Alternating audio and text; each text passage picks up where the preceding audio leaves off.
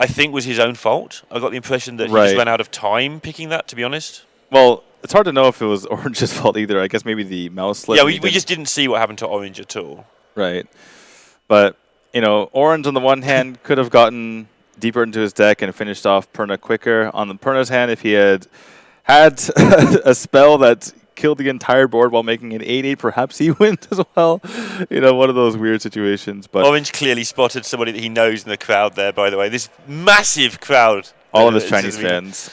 Giving the thumbs up to somebody in the crowd there. Could have just been Bunny Hopper and 6-0. I was going to say, it's probably Fluffy. Or Fluffy or something like that.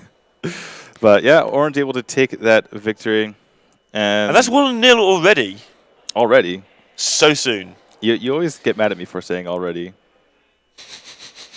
When I could have been saying ironically, even though it just kind of comes out. But, okay, so that's that out of the way. Shaman and Warrior remaining.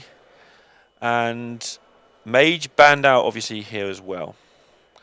Orange playing a more standard Dragon Warrior. His Shaman is a bit different. It's the Jade midrange Shaman, not something that everyone has brought here. Aside of Perna, unfortunately, we're not going to see his very interesting pirate-leaning Yeah, I was looking Warrior. forward to that deck. It's a pirate warrior with 8 dragons in it, but they top out at 6/6s, and he's found space for like Netherspite Historian as well. Yeah, it is kind of like a dragon getting the Netherspite because you play the Netherspite and then you get a dragon that buffs your other dragons, and which is always nice when you have things like Twilight Guardian in your deck. But we're going to be seeing the Dragon Warrior this time come out for Orange, obviously sprinkled in with some pirates, which a lot of tempo decks do. In fact, almost all of them do. And we're going to get to see the Mage again. Definitely a much nicer pace for the Mage, this one.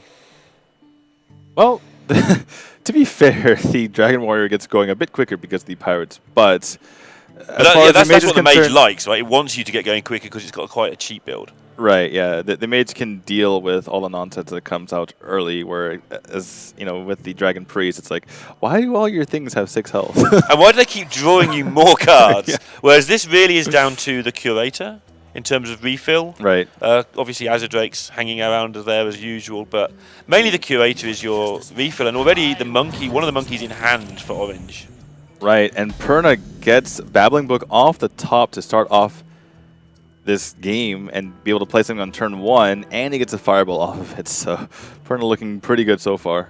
Yeah, but then Orange's hand itself is not too shabby either. He's going to be able to curve out really nicely if he wants to. Almost certainly just 1, 3, 3, 4, 5. Or just past turn 1. Sure. That's also a thing. That's, so why would he do that?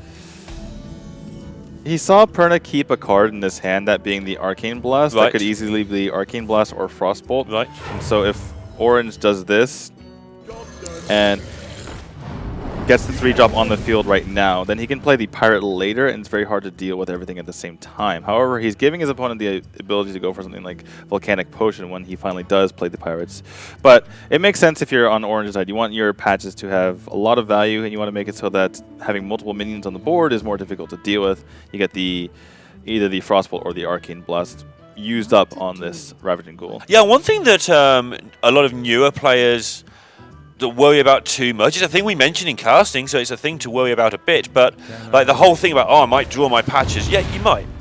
But it's a game of maths, and the chances of you drawing your patches are pretty slim. So sometimes the play is, look, if I draw my patches, so be it. I'm going to get the best use out of my Ghoul that I possibly can and use my patches a little bit later. The Buccaneer's not even that good right now. I don't have a weapon in hand. Exactly. And Orange showing a little bit of restraint. A lot of players, including myself, probably would have gone for the Frothing Fancy a Berserker 4/4 for 3 mana? Yeah, exactly. But going to bait out the removal that Orange saw was kept in the hand here. Whenever I watch Orange play, I always feel, I always think about Orange, the Hunter player. And a lot of his plays, when it comes to getting a lot of value out of cards, you can sort of associate with how he plays Hunter in terms of how he has to get the exact amount to get over the finishing line. I mean, you don't play Hunter anymore because it's not a Hearthstone class currently. But in the days when it was, he was very good at getting the exact value out of his cards, and that's something that favours this sort of deck. Yeah, absolutely. You really want to make every minion go as far as possible. So I mean, you get every that face pro damage. does that, but the style in which Orange chooses to do it is very sort of similar to how you do it with Hunter. Right. Well, there is another player in this game, and that is Perna. And he has picked up that Volcanic Potion, which can be pretty useful. We're going to fire off his Fireball from Babbling Book. Orange is going to go ahead and give the nod of approval for that one. And it looks like probably going to be seeing Finley and Korkon Elite, I would imagine. Going 3 damage to face doesn't really feel too great if you are Orange here with that Black Ring Corruption. Yeah, especially against this version of the Mage. Against the Rage version where there's slightly fewer minions, maybe you just develop a 5/4, maybe not. But against this version, there's plenty of targets for that 3 damage later on. Orange So we'll give Hunters. Yeah, goes for the steady shot here. I was thinking that he might go for the Shapeshift, but decided to go for this instead. No Warlock, unfortunately. That's the #1. Yeah, just keeping it with Mage and then going past them on cards is the way that you can always beat a Mage, but just getting this relentless damage, just a little bit of... It's not even inevitability because of Reno, but it's just ongoing threat. Well, that's kind of the point, right? Once the Reno comes down, you can then continue to deal damage afterward rather than sitting there saying, oh, no, he's at 30k, what do I do?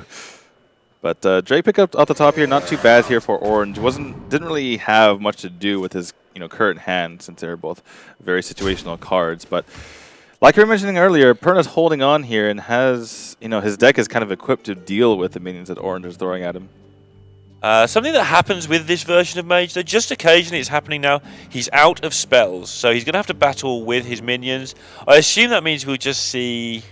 I was going to assume it was going to be the Emperor, but he's going to dig and try and find something with his Courier, which also makes a lot of sense. And look at that, that's a nice selection of stuff.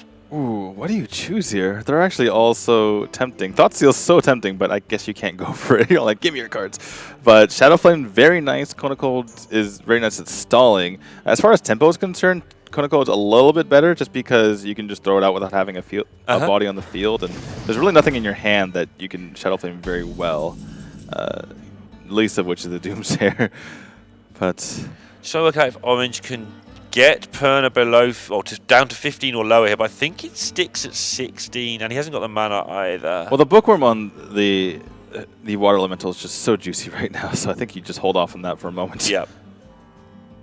Mage doesn't have many ways of dealing with a 9/9, by the way. He has that one polymorph. Yeah, not a whole lot else. And yeah, Kazakus, I guess, but... Come on, Ethereal Conjure into Polymorph. It's easy. I don't think like a lucky person. No, that's your problem. It is one of my many problems. All right, well, back over to Perna here. Wants to hold off Orange, and obviously it's a bit of a sticky situation. He has neither Reno nor Ice Block. I mean, nor Alexstrasza for that matter. So, yeah, not like it's just a whole bunch of sort of arena cards right now. Yeah, the funny thing is, in theory, Perna has the... What I was mentioning earlier is he has the tools to deal with what Orange is throwing at him, but not in practice at the moment. Yeah, he's going to deal with this, but he's running out of things. Like, yeah, the Swamp Ooze is so annoying because you just cannot play it until a weapon comes out. It's just too wasteful. Oh, wow. Another Draconid Crusher here. So Slam will be 3. Unfortunately, Orange doesn't have 9 mana, so if he slams into Fiery War Axe, he cannot take out the Doomsayer. Does he run 1 Execute? I believe he does.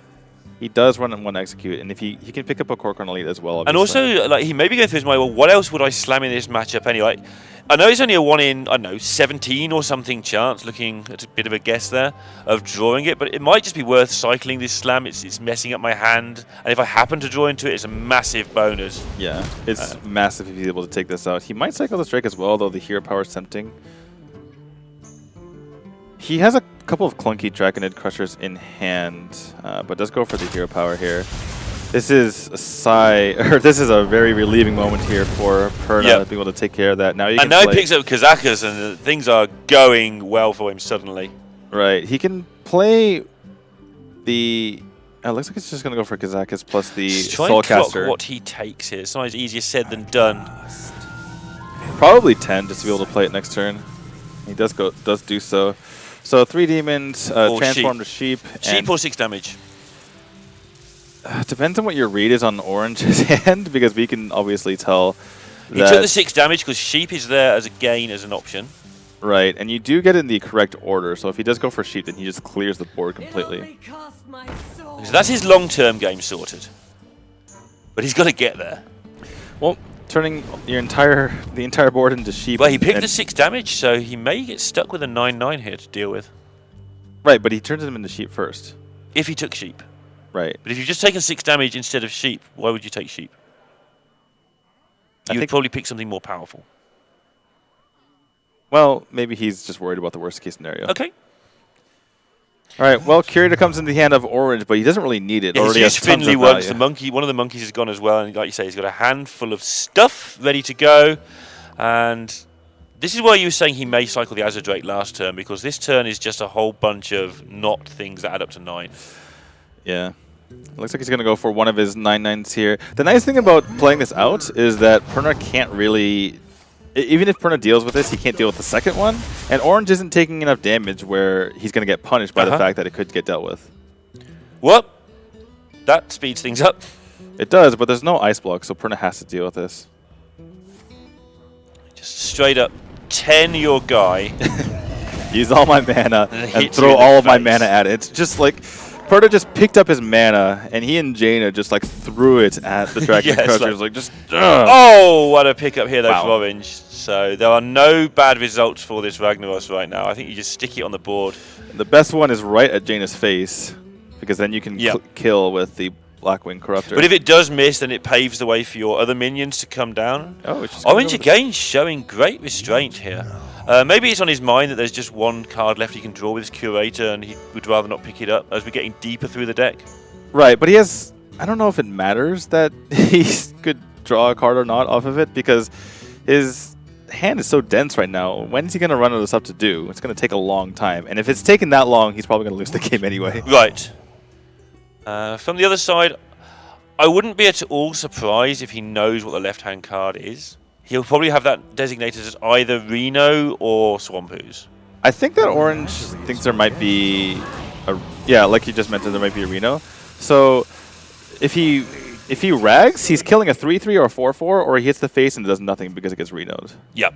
So that's probably what he's thinking. That seems reasonable, right? Right. So from our side, we're like, do it, Rag. He has nothing. He has nothing. But Just Orange kill is him. right. It either does nothing or kills a 3-attack minion, both Right. of which are actually doing nothing. Yeah. So he feels that this is better. And when you look at this board state, actually, you look at it and go, oh, that's a decent board state still. Yeah, exactly. You've got more cards than the mage. Your cards are powerful. Your board is strong.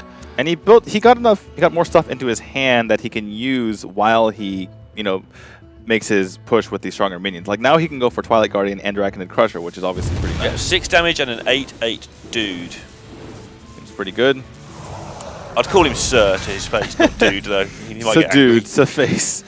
All right, now will we go for the Rag if you're orange. Obviously, if he thinks that there's still a Reno, that hasn't changed his opinion because those cards are still there. But now you've got a 50-50 of killing an 8/8 demon. Right. I mean, he may wait. He may want to wait one more turn so that he can put Perna down to 10 with his hero power this turn. And then next turn he can put into 8. And then if Ragnaros does 8 into a guy who's got 8 health, Ragnaros wins you the game. Right. Well, we'll see where this goes. This is pretty huge regardless of whether it hits. Will it take it out? We'll go to Jaina. It does go to the face here. Orange probably didn't want to see that happen. But it is going to force this Alex Straza and this trade, I think.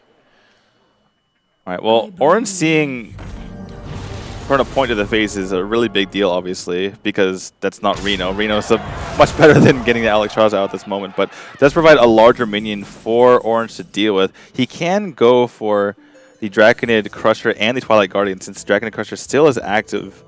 Another option is to go for the Monkey and the Pirate just to get more things on the board, though it does make it more likely that they can get through the taunt. Yeah, I mean, another option with this Hunter hero power and knowing your opponent hasn't got Reno yet, and that's still a pretty hefty deck size that Perna has. Just making taunts and pressing the green button might actually be enough here. By the way, where is Fire War X's? Where is weapons? I haven't seen a single one. That ooze has been there for forever. I'm looking at his list. The only things left in Orange's list are just a bunch of weenies. Double Alexstrasza's champion, double Nazar's first mate, and double Fiery War Axe. He has an Execute as well. Like everything left. Does he have like an Arcanite Reaper in his deck? I don't think he does. No, no. He's played all of the large minions in his deck, and the only thing that's left are little guys, as we see here. But these little guys are going to help turn that hero power basically into one more. Instead of doing 2 per turn with bits and pieces, he can do 3. And this is a... He's doing a really good job at finding menacing-looking boards with a bunch of nothing. Well, Ice Block is picked up here for Perna, so that's kind of a relief on his end that he won't die in one swing. But obviously doesn't want to just play that out there to get popped, because he's going to lose the game if he doesn't pick up healing off the top. Yeah, this Alexstrasza's not going to do a huge amount. I think the way Orange played that turn is that the small-time Buccaneer, like, he's just saying, I'm going to get a weapon in a minute. I've got to, like, math says if I have 4 cards and 4 weapons, I'm going to get a weapon on top of the N'Zoth's first mate that I already have. Is Perna hitting face here? Wow, that is bold, to say the least. Doesn't have any burn in hand. Orange is thinking, really? Did you just do that? Wow, though. Execute just at the right time. Well, he doesn't actually need it, right? Because he could just go for N'Zoth's first mate. Doesn't need it, but I feel that the ability to develop your Corruptor here and execute and just put damage into face is pretty powerful. All right, so he's going to go for the execute. Doesn't want to go for the Corruptor. Doesn't really. So he's saving the Corruptor because reasons. And can't just go for the Draconid Crusher here, since he just saw Polymorph onto a 3/6 taunt. And the potion has gone. One of the Kazakus has been put back into the deck, but the potion is gone, the Polymorph's gone. A 9/9 seems decent. And Orange saw the secret come off the top, so he knows that's Ice Block. He just took a second there before playing things. That was definitely played from the deck, right? That's not from a book or something crazy. By the way, Orange slowly piecing together that perhaps the card on the left is Ooze and not Reno. Because so that's why he hasn't played the N'Zoth's first mate thus far. There is an a Flame Strike, which won't do a whole lot. And Dirty Rat as well, which will help speed up Perna's death. Yeah, Perna's starting to drop the not like this position there. He's just a tad bit.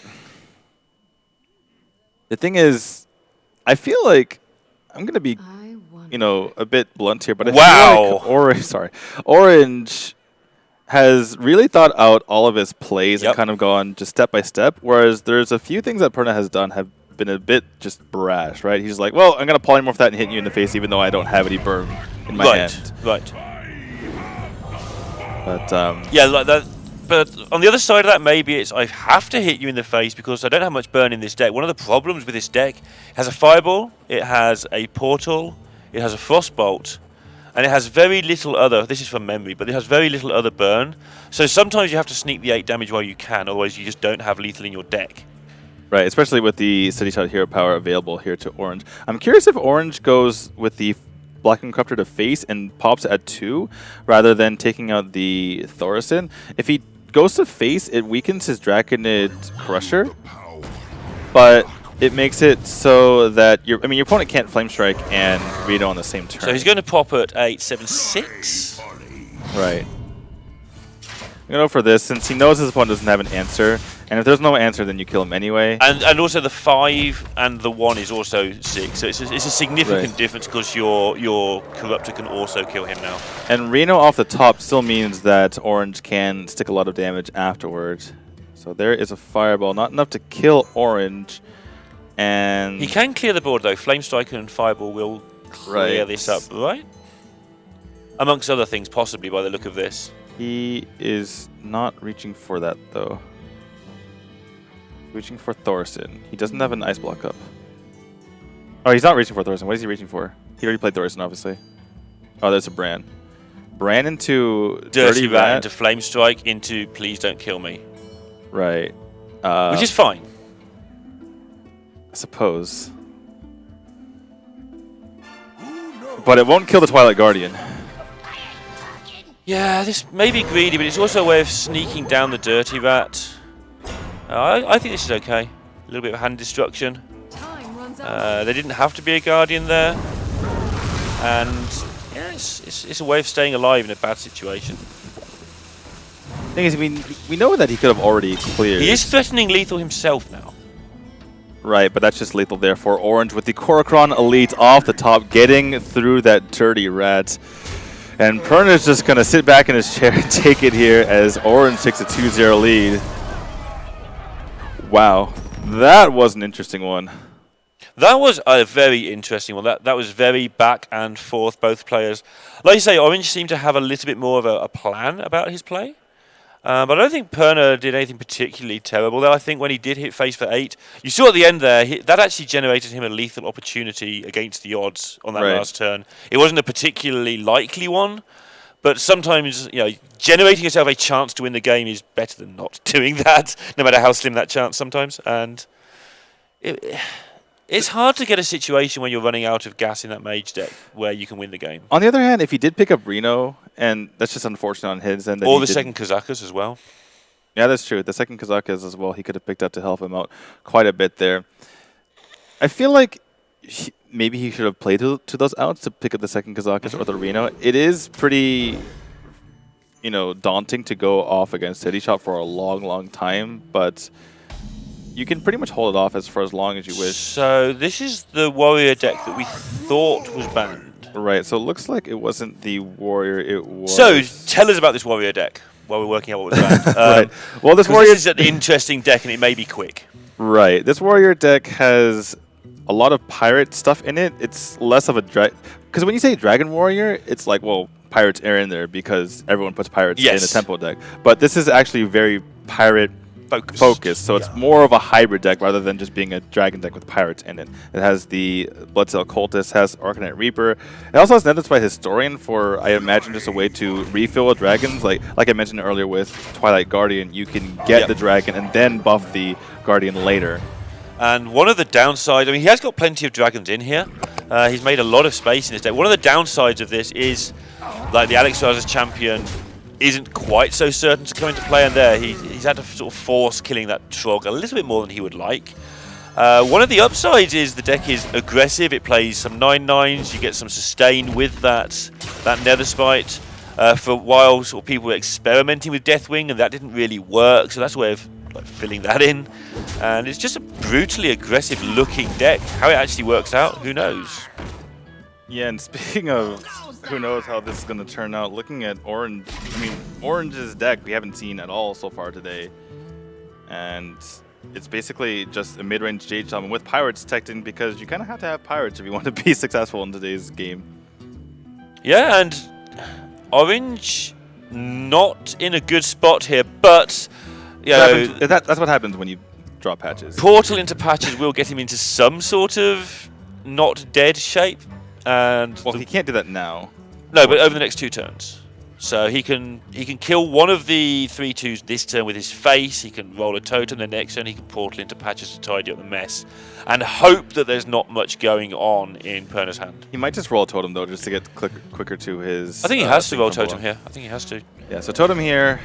And it doesn't really matter at the moment. Tauntaun's probably the best right now, just because... Yeah, just gain 3 health. Right. Or 2 health, whichever way Perna chooses to go. Although I guess spell damage is still the best, because if your opponent kills it, then it's the same thing as Tauntaun. Yeah, so they have to kill it, and if they don't, you get a bonus, sure. Right. So I think... I don't really see a situation where he doesn't clear off one of these small-time Buccaneers. I don't... It would be really risky not to do so. Yeah, because his hand isn't garbage. It's just going to be very slightly slow. It's not like a complete throwaway, cry your eyes out sort of hand. And Perna hasn't picked up a dragon yet either, so this Alex Raza champion is not going to be as potent as it normally is. Yeah, and he's going to have to play it as well. Like, there's no point armoring up. You might as well play it. It's just a bit of a mess, because next turn you're playing Korokron Elite. Turn 5 you're playing Crusher, a huge Corruptor a huge percentage of the time. So there's no reason not to just drop this champion on the table as a 2/3 There's a tiny reason, but sure, it's a removal spell, but the way your curve is looking, it makes more sense to put put makes in the more field. sense just do it. Yeah. He might be a bit worried about what Orange was reaching for last turn before he decided to totem in the end, however. We'll see what Orange decides to go for. Perhaps he goes for just rolling the spell damage totem so he can take out parts of this board. Obviously, he could just roll the Maelstrom Portal and take out this multi-buccaneer that way, but you know, rolling another totem is really nice for his hand because of the thing from below. now I think you just wait again if you're going with this play. Taking out some parts of this board does have merit. However, next turn, he's really probably just going to go totem into a thing from below. But, all right, looks like he's going to commit to the Maelstrom Portal. If he gets a nice one-drop, it will help him out quite a bit. That's pretty good. Yeah, 1-3 will do just fine. The health is really valuable in those minions, especially against pirate-ish decks. Everything's on the ish there. Right, because everything in Perna's hand looks like a Dragon Warrior at the moment. But Korgan Elite going to start helping out here. Now, Perna does know that Orange runs double Lightning Storm, so it's a bit risky to use this Korgan Elite onto the Vilepin here. On the other hand, is there a solution to that problem, though, right, by sacrificing a 3-1, which is surely way too much damage? Right. Either you sacrifice the 3-1, or you make it so that your Alex Ross's champion is in range of the Maelstrom Portal. So, yeah, not a great situation here for Perna. But it's a tough one, because he knows that Orange has a handful of Clunk. Yeah, he knows there's something in there that deals 1 damage, because otherwise, why would you make that play last turn? And these cards have been Orange's hands, like there's the Patches and the Alakir for a long time, so we'll see the 3 go to face, but I don't think he's happy about this at all.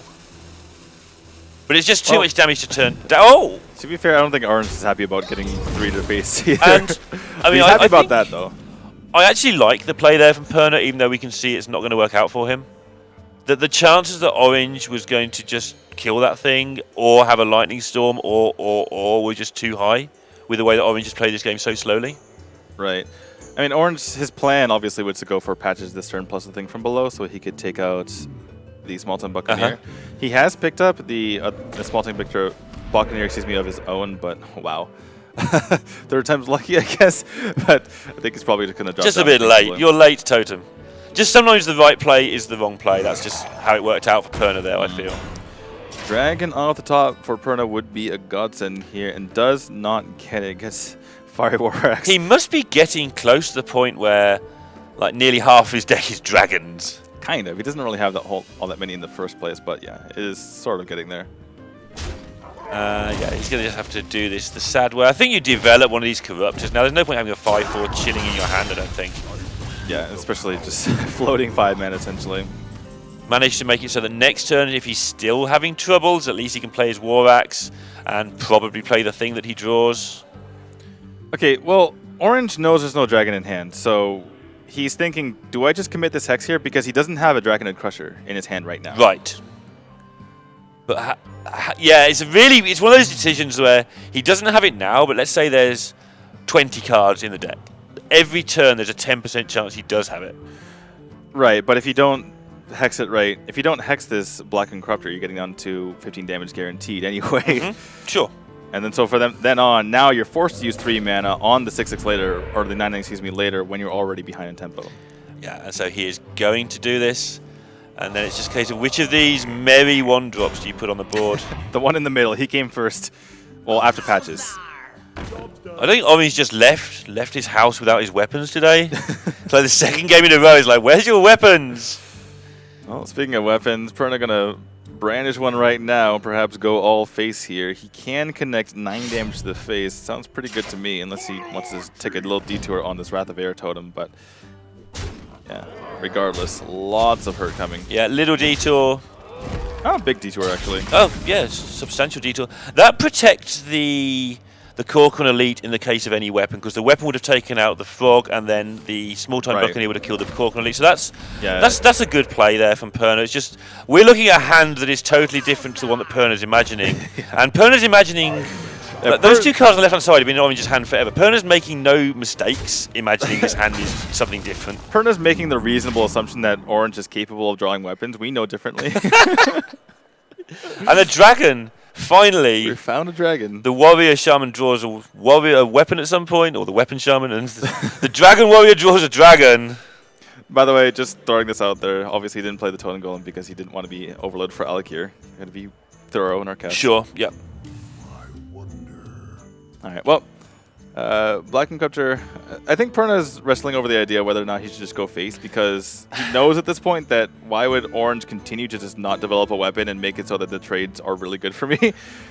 And the other thing is he just wants to draw a card from his Azure Drake, but he's waited so long for a dragon, he doesn't know when the next one's going to come along. And so yeah, let's just get this sorted out. Let's see how much damage Perna decides to commit here to the face, because we know obviously that every shaman runs Flame Tongue Totem. So, alright, gonna take out the patches here. Ooh, this changes things a little bit because now the Alec here doesn't seem so good.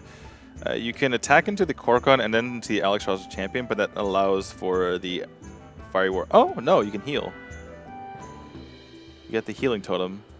Just realized that. So you can hit the Alec here and the Alex Shaw's champion and heal up to 4 health, which means that the Black Corruptor has to go through it.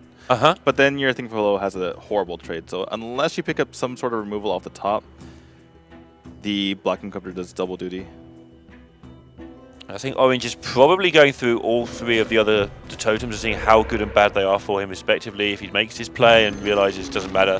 This is okay because next time I can just Alec here the things that live here, but he may be very close to dead in a lot of circumstances here. Right.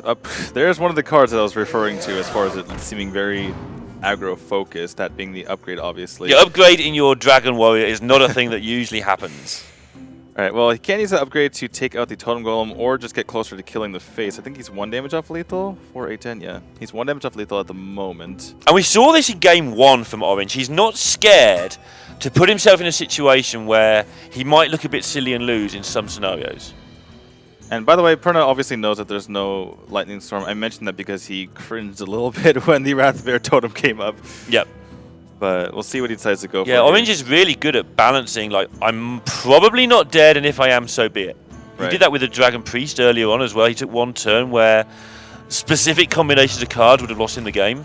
And he's just like, I don't think I'll go to 1, I'll be fine. Yeah, Perna's going to opt to keep his board intact a bit here, rather than... Or keep his larger minions intact, excuse me. And this will certainly help a lot as far as something like Lightning Storm is concerned. And Drake has come off the top here. Alec here, if that is played, can take out the Corruptor with help from the Totem Golem and then take out the Korkon, but then he's just dead even though it heals. So it needs to go for the Drake here. And Storm will not help him. So he's actually just... Oh, that actually changes a lot. Does that get him out of it? But he needs to roll a Taunt Totem though, so he's dead. And 2-1, and somewhere in there it feels like Orange just took slightly too much damage. I was saying he's being brave, and I think he was correct, but the fact he died over 2 turns, not over 1 turn, there's somewhere in there he didn't hit Lightning Storm. He bought himself goodness knows how many turns to hit Lightning Storm. He managed to get double spell power down, so it would have been a clear, and just didn't get it. It was just an unfortunate situation. His hand was so clunky. He had patches in hand as well. I just don't think there was much more that Orange could have done. Perna, on the other hand, playing around, ways that Orange could have come back, but Orange couldn't draw them. And the score is now 1-2. That leaves Perna with the Aggro Shaman and the Arena Mage that we've seen a couple times already. Quick rundown of the group as we understand it right now. While we go waiting for them to select the next deck. Orange is 1-0. He's only played the 1 match. He beat PNC on stream earlier. And Perna is 1-2. So this is do or die pretty much for Perna. You can come out of a group with 2 wins, 3 losses, but it's very unlikely. Right. We're talking some crazy tiebreakers. And on top of that, at 2-3, you need to have 2 other people be 2-3 and also have a very good win-loss record. And we haven't gotten, or excuse me, the games 1-loss record. We haven't gotten a chance to look at his games 1-loss, but you're typically winning by 1 game over someone else. Then we have Impact on 2-2. Nyria is running through the group. He's played twice, won twice, but the way that people are trading in this particular group, 2-0 is a great spot to be in. Gilgamesh is 1-1, and PNC, we've seen both of his games. He is 0-2 so far. But again, 3-2 should be enough. In the reverse of what we just said, 2-3 might not be. Right. Well, getting into this game, the Aggro Shaman versus the mid-range Jade Shaman. By the way, we were looking at what Orange actually banned because it wasn't the Warrior, it was actually the combo Arena Lock from Perna, which does really well against Orange's lineup, so that makes a lot of sense. So how do you see this one? I know in other metas, the slightly slower Shaman had a big edge because it mimicked the faster Shaman for the start of the game and then just went, well, I look here. Yeah, it seems like the same case right now, since you can just Maelstrom Portal this board down and get a 1-drop. and wants to get 2 damage, even though 2-1 gets cleared off by the Maelstrom Portal as this will. If Perna does go for the Totem Golem, then you can Jade Claws it down, which is certainly very nice. And Perna is going to fall into that trap a bit here, it looks like. Doesn't want to commit the Maelstrom Portal to just this Murloc, but that's going to help out Orange quite a bit. And just eyeballing these hands, Orange is just going to have a... Unless things change in a hurry, and they can, because Shaman decks are cheap, currently his curve is just much nicer than Perna's. Yeah, we'll see if Perna can pick up off the top here. Gets a That's nice. Yeah, oddly enough. For the next turn, it's pretty nice. Let's see if he commits the Maelstrom Portal right here. If it were me, I think I would, just to get the tempo back. Any sort of semblance of tempo that you give to your opponent can be problematic, though. It's tempting to hold on to the Maelstrom Portal for spell damage so that you can clear off a board of totems, which can be obviously really annoying. And obviously you're a little bit scared of, like, the obvious curve here is Portal into Flame Wreath, into nothing, into Aya, but Aya doesn't do very well versus Hex. It's one of the cards that she just doesn't like. Well, Flame Wraith doesn't do well against Hex either, is the thing, but you don't really always have 2 Hexes in hand, so I think if you're Perna, you're perfectly fine just going on curve here, just hoping.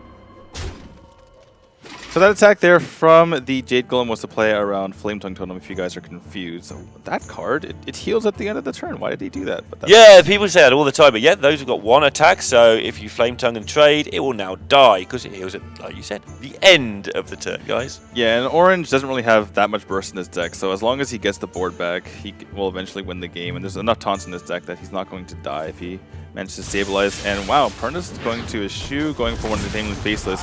A bit worried about Hex possibly here, but that's going to give Orange quite a bit of time.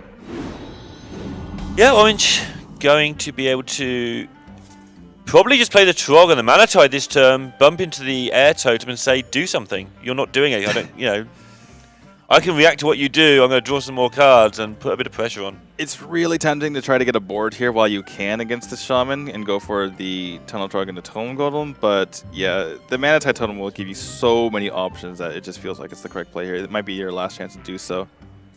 And he's also playing a totem while you're at it, so it does help your thing from below on turn 5 if you do have some unexpected 7/7 in the face. Looks like he's reaching for just the Hero Power plus Totem Golem, which will bring the thing from below down to 4, which he can play next turn with the 1 Overload. But I think I kind of like just playing the Mana Tide Totem. Even though you don't get much of a board presence, it's still just really good. But he's going to go for the Totem Golem instead. Yeah, just going for maximum value, which is how he's played all day, to be honest. He's played all of these matchups like value matchups. We said at the start his lineup is a very mid-range orientated lineup, which means this is a lineup not only that he feels is strong, but it seems like it's one that he's really comfortable with his playstyle as well. Right, the only issue with this, though, is that the Flame faces into Lightning Bolt to take out the Totem Golem in combination with the Babbling Book really hurts Orange right now, unless he can pick up Hex at the top. Yep, it definitely does, although he can play the thing from below, which will just absorb a lot of the damage next turn, and then Jade Lightning down low. I say just as if that's like trivial, it's actually a real mess for him, but it's not a total mess. It's a way of dealing with one of the 7/7s. Perna will be overloaded. He will get another 7/7 down though. And by the way, I want to go back to what Perna did earlier. Obviously, I was a bit confused by his play to go for Maelstrom Portal at that point, gave Orange a bit of time, but if you think about it, if you play the Flaming Faceless, then your opponent can Flame Tongue Totem and kill it off, and then you don't have really anything to do. You can't use your Maelstrom to kill the Flame Tongue Totem, and then you can't play the second Flaming Faceless either, so he just wanted to play it back to back. Yeah, 5 into 6. He hasn't got any other overload to worry about. He has Lava Burst, but that's not overload to worry about. It's overload that's going to turn out to be a nice bonus for him right now. Yeah. And this 7/7 has every chance of just going all the way here. By the way, obviously I was mentioning the plan, not the actual what happened there. Sure. But yeah. Aya is actually a really good way to deal with Flaming Faceless because you can trade up, obviously. But there's just so much damage coming to your face. I don't know if Orange has the time to do so. But that said, everything else is kind of poor as well. Yeah, nothing really kills it right now, and the second Flame Wreath is looking to be so strong right now. Aya is also good because you've just picked up the Flame Tongue Totem. Right, yeah. So she guarantees you're going to get a lot of damage from your Flame Tongue next turn. Not guaranteed, but she is a pretty damn good chance. Orange is probably just looking at his portrait and looking at a 12 next to his next to Throw and being like, can I really survive at that level? But really has no choice, has to play that on the field. And like you mentioned, works very well with that Flame Tongue Totem in the future, particularly if Perna decides to ignore it.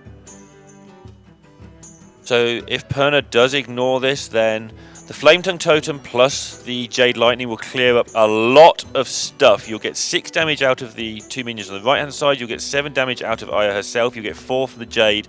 That's a whole chunk of damage. That will deal with 2 7/7s pretty easily. Pretty nicely. I do agree. And you're still going to be on 12. I mean, it's a bit precarious, but the hand that Orange has could spring into life and do a lot of damage over the course of 2 or 3 turns himself.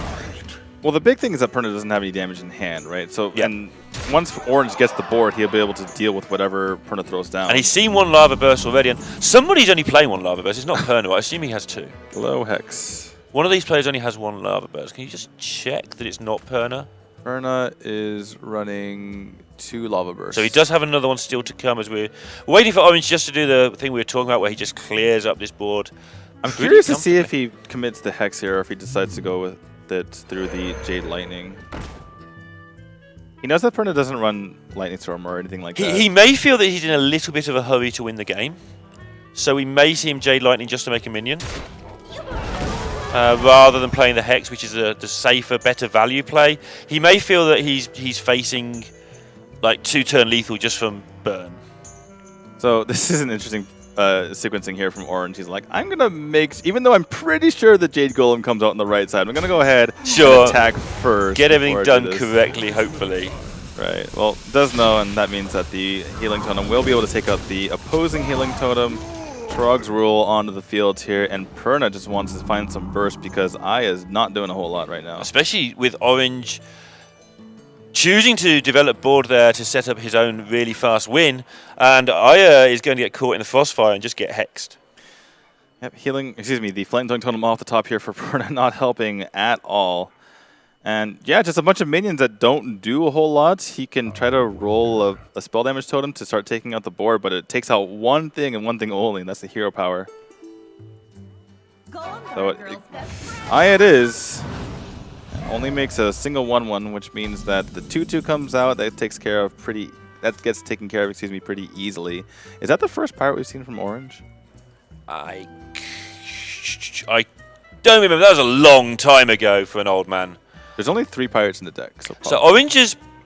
The only thing he has to solve here is how do I set up 2-turn lethal?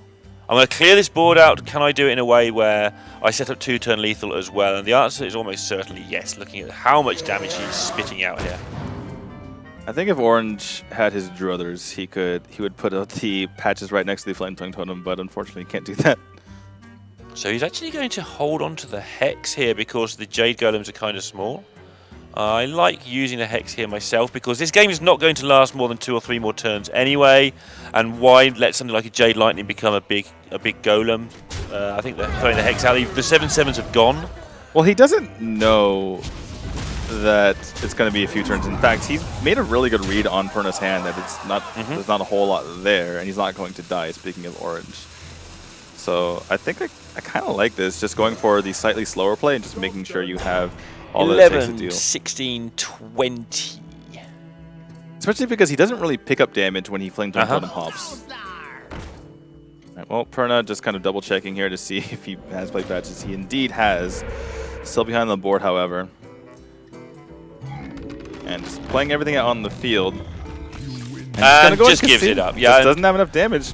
Orange takes it to 2-0, so he's led with Nyria at the top of this group. 2 massive names from Europe going through this. The phrase, the group of death, do we still use that phrase in sports, in esports? Yeah, obviously. So in this group of death, Orange has gone to 2-0 and is in a good spot here with Nyria on the same score. Everybody else sort of taking wins off each other, and any of those guys looking for that 3rd spot, and obviously